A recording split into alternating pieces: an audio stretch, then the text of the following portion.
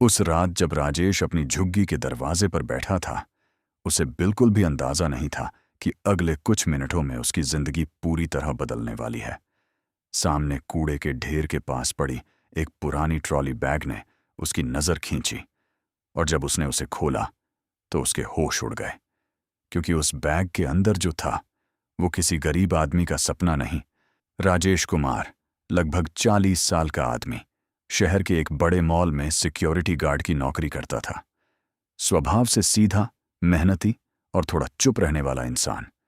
वह शहर की एक बड़ी झुग्गी बस्ती में रहता था, जहां तंग गलियां, टीन की छत वाले घर और हर वक्त शोरगुल रहता था।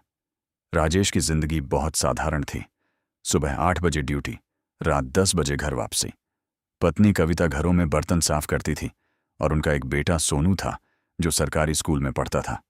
राजेश की झुग्गी शहर के पीछे बने एक बड़े स्लम एरिया में थी। बरसात में गलियां कीचड़ से भर जाती थीं। गर्मियों में टीन की छतें तवे की तरह तपती थीं। रात को अक्सर बिजली भी चली जाती थी। लेकिन उस छोटी सी झोपड़ी में भी एक रात राजेश की ड्यूटी बहुत लंबी हो गई थी। थका हुआ वह करीब 11 बजे झुग्गी पहुंचा। घर के बाहर बैठकर वह थोड़ी देर आराम कर रहा था। तभी उसकी नजर सामने पड़े कूड़े के ढेर के पास एक काले ट्रॉली बैग पर गई। राजेश ने सोचा, यह बैग यहां किसका पड़ा है? आसपास कोई नहीं था। जिज्ञासा में वह धीरे धीरे उस बैग के अजीब बात है, इतना भारी बैग कूड़े में किसने फेंका होगा? उसने खुद से कहा। उसने जिप खोली। जैसे ही बैग खुला, राजेश की सांस अटक गई।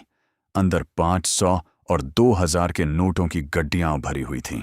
उसके हाथ कांपने लगे। हे भगवान, ये क्या है? उसने जल्दी से बैग बंद कर दिया और चारों तरफ देखने लगा। राजेश का दिल तेजी से धड़क रहा था। अगर किसी ने देख लिया तो? उसने जल्दी से बैग उठाया और अपनी झुग्गी में ले आया। दरवाजा अंदर से बंद किया। पत्नी कविता चौंक गई। क्या हुआ?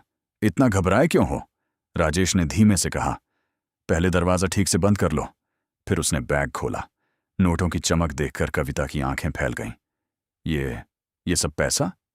राजेश ने धीरे से कहा। शायद करोड़ों होंगे। कविता डर गई। राजेश, ये पैसा हमारा नहीं है। कहीं पुलिस का मामला हुआ तो? राजेश चुप बैठ गया। एक तरफ उसके सामने गरीबी खत्म करने का मौका था, दूसरी तरफ डर।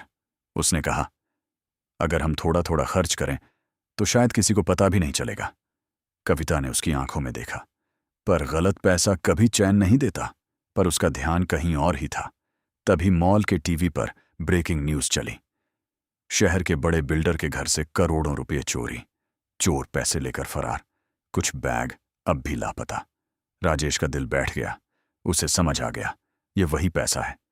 रात को वह घर लौटा तो पूरी तरह टूट चुका था। उसने बैग को देखा। अगर यह पैसा रख लिया तो शायद जिंदगी बदल जाएगी, लेकिन अगर पकड़ा गया तो सब खत्म।